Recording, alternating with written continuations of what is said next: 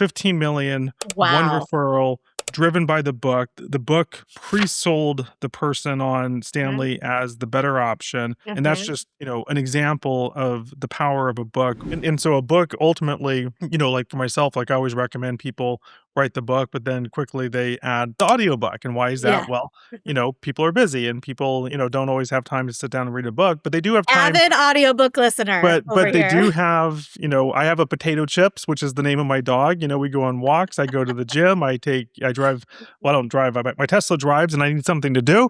And so this is where audiobooks come in, and this is where you make a decision, and you get to understand who this person is. Do I like them? Do I feel like I trust them? Would I feel comfortable reaching out to them?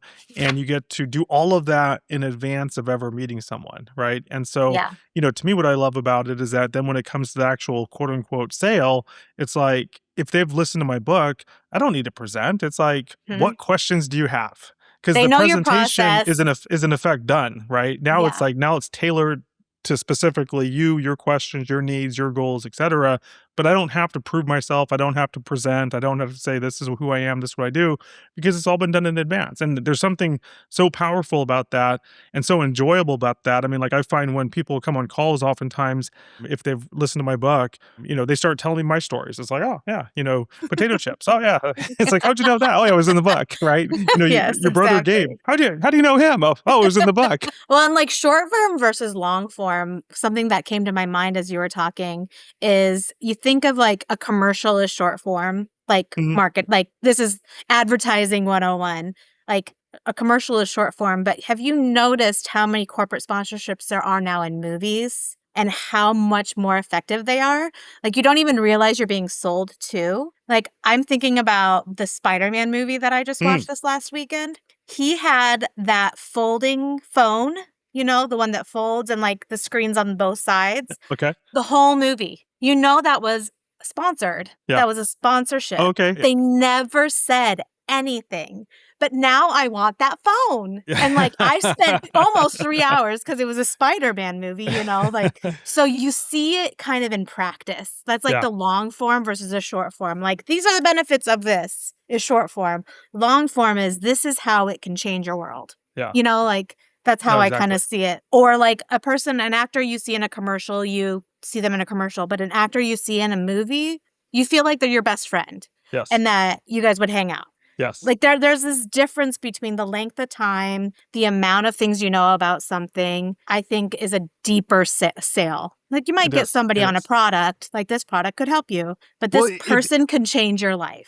Yeah. And even more important because, buying a product's one thing, it's a couple $100. Maybe you can return it, you can change it out. But when you're buying financial advice, presumably to help guide 30 years of your life, that's a product or a service that you want to make sure you're making a good decision on. Yeah. I was just at an event in Denver and we had to get together with some of our clients. And so one of them, his name is Stanley. He wrote a book called Engineering Your Finances. And so he works with tech professionals. And he was just sharing where one of his clients, a tech professional, had given his book to a friend of his, and the person read the book and then scheduled with Stanley, right? And so it becomes something that's very shareable, right? For example, most advisors, big part of their business is referrals.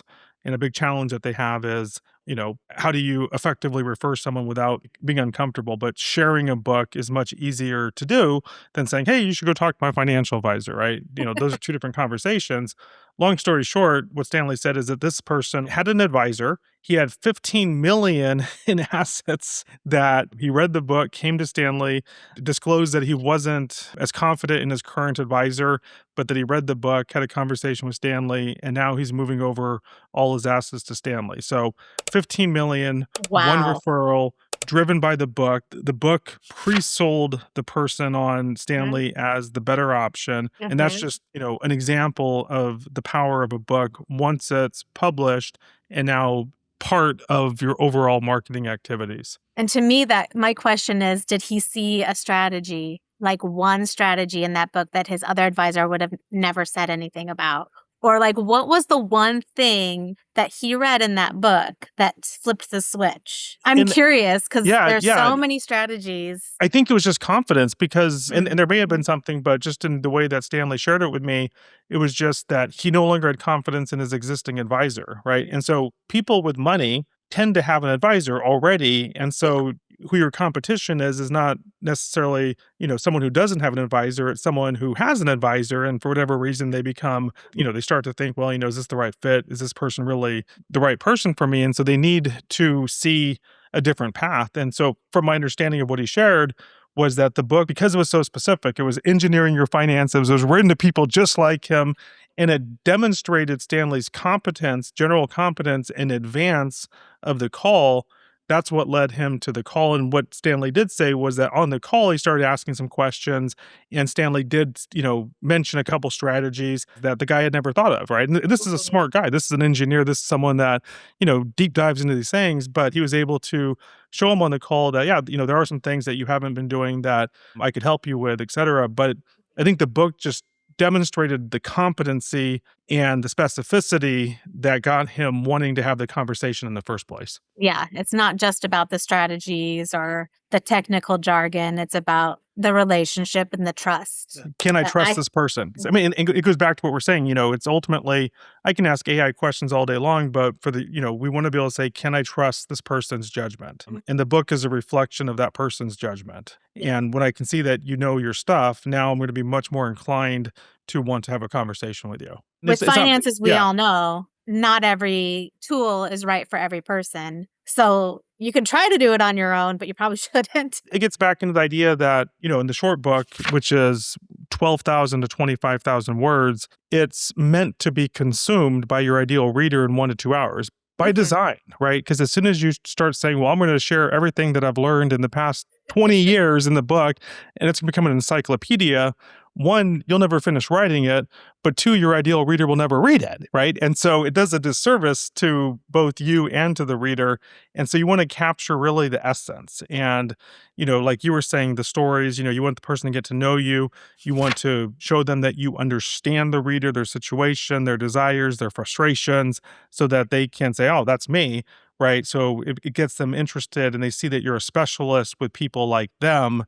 I think that's really the magic of where the book, it helps to get people to want to take that next step in terms of talking to you. Yeah. And anyone picking up a financial advisor is already looking for something. I don't know a lot of people who, for fun, pick up a financial advisor. Well, there is my brother, right? So there's my brother. We can't pick on Gabe. He's not here. I know. Oh, no, of course we can. So my brother, Gabe, part of the reason he joined the company was that his hobby was listening to personal finance books. That's hilarious. Well, Gabe is an anomaly. Not many people pick up financial advisor books for, kicks and giggles. But when they pick it up, they could pick up any, and you don't want them to put yours down. You want them to finish it. That's why it needs to be on the shorter end of a book, because you don't want them to put it down and then never pick it back up. And that's where it gets into, just the question we were talking about earlier about, can AI write your book? Maybe, but one, likely you're not going to finish it. Two, is it going to be any good? And three, if you're not sure, are you going to actually use it, right? Because ultimately a book is a reputation asset.